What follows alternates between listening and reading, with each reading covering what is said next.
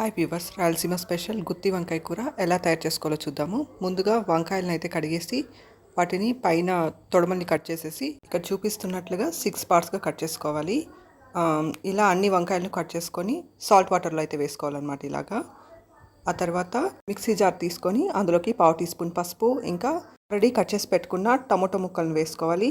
ఆ తర్వాత ఉల్లిపాయ ముక్కలను కూడా వేసుకోవాలి. నేనైతే 2 టమోటాలను కట్ చేశాను, పెద్ద టమోటోని, ఇంకా ఒక ఉల్లిపాయని కట్ చేసి వేసేసాను. ఆ తర్వాత 1 ఇంచ్ అల్లం ముక్కని కట్ చేసి వేసుకోవాలి. ఆ తర్వాత కొంచెం సోంపుని వేసుకొని 2 లవంగాలు, ఒక చిన్న దాల్చిన ముక్కను వేసుకోవాలి. ఆ తర్వాత అల్లం వెల్లుల్లిని కూడా వేసుకోవాలి. చిన్న నిమ్మకాయ సైజ్ అంతా చింతపండుని తీసుకొని నానపెట్టుకోవాలి. మిక్సీ జార్లోకి మనం నానపెట్టుకున్న చింతపండుని వేసుకొని అందులోకి 1.5 టీ స్పూన్ కారాన్ని, ఇంకా 1.5 టీ స్పూన్ ధనియాల పొడిని, ఇంకా తగినంత రాళ్ళు ఉప్పుని వేసుకోవాలి. ఆ తర్వాత పెనం పెట్టి ఒక 2 టేబుల్ స్పూన్ల పల్లీలను అయితే వేసుకొని బాగా వేయించుకోవాలి.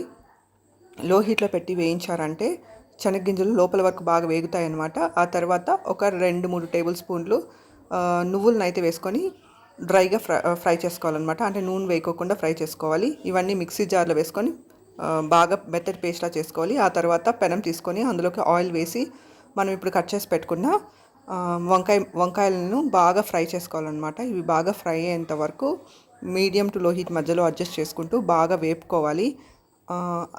వేగాక ఒక వెజల్లోకి అయితే ట్రాన్స్ఫర్ చేసేసుకోవాలన్నమాట. ఈ వంకాయ ముక్కలు బాగా వేగితే కూర బాగా టేస్టీగా ఉంటుందన్నమాట. ఇవి వేగాయంటే కలర్ కూడా చేంజ్ అవుతాయి. చూసారు కదా, లైట్గా కలర్ చేంజ్ అవుతుంది కదా, ఇలా చేంజ్ అవుతుంది అనమాట. ఇవన్నీ బాగా వేగాక ఒక వెజల్లోకి ట్రాన్స్ఫర్ చేసేసుకుంటున్నాము. ఇప్పుడైతే అదే పెనంలో ఇంకొంచెం ఆయిల్ వేసుకొని, ఆయిల్ వేడయ్యాక అందులో కొంచెం వడియం వేసుకొని, కొంచెం కరివేపాకు వేసుకొని, ఇప్పుడు ఆల్రెడీ మనం మిక్సీ పట్టుకున్న పేస్ట్ని పెనంలోకి వేసేసి బాగా ఫ్రై చేసుకోవాలన్నమాట. పేస్ట్ బాగా ఫ్రై అయ్యేంత వరకు ఫ్రై చేసుకోవాలి. పేస్ట్ బాగా ఫ్రై అయ్యాక ఇందులోకి కొంచెం వాటర్ని అయితే వేసుకోవాలి.